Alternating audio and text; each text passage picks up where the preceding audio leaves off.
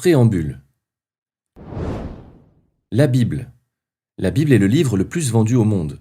Avec sa taille, sa composition, sa variété, toutes ses histoires, dont certaines sont assez étranges, il faut le reconnaître, sa culture, l'aspect religieux qui peut lui être conféré, la Bible n'est pourtant pas forcément accessible et attirante pour tout le monde.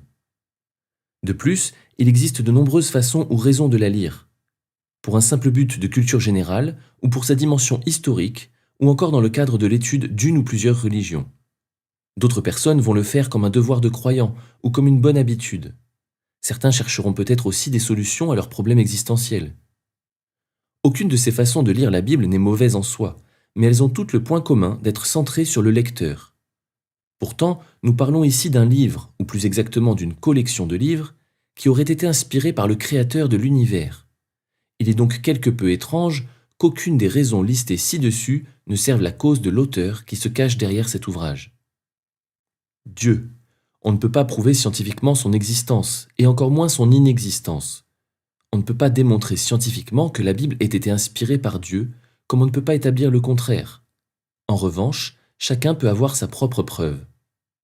Si Dieu existe et qu'il a inspiré la rédaction de la Bible dans le but de se manifester et de se présenter aux hommes avec comme finalité d'avoir une relation avec chacun d'entre nous, nous pouvons par conséquent le rencontrer, le côtoyer.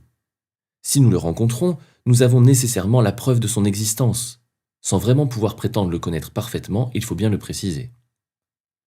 J'ai rencontré Dieu une trentaine d'années en arrière, alors que j'étais seul dans ma chambre d'enfant. Dieu m'a parlé, me parle, et c'est certain, me parlera encore beaucoup au travers de la Bible.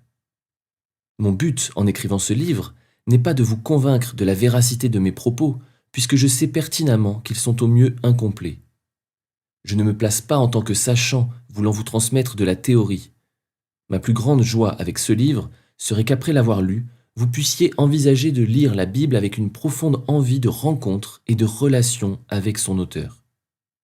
Que vous vous laissiez conquérir par son amour et que cela transforme votre vie pour votre plus grand bonheur. Et si Dieu existait?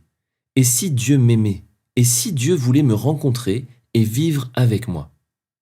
Dans le cas où ces interrogations résonnent en vous, je vous encourage à continuer la lecture en croyant à un gros oui dans votre cœur en réponse à toutes ces questions.